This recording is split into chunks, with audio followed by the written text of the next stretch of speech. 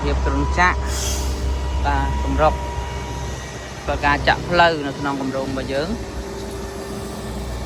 ចំពោះម៉ែបងប្អូនបាទដែលកំពុងតែស្វែងរកចំណងនៅក្នុងក្រុងបាទចង់មកមើលការសាងសង់ចង់មកមើលការចាក់ផ្លូវឯនេះបាទពុកម៉ែបងប្អូនអាចចេញមកមើលបានបាទកម្រាស់ផ្លូវបេតុងរបស់យើងពីទឹកបាទមិនមែនជាកម្រាស់មកទឹកទេនេះគឺមកផ្ទះជាក់ស្ដែង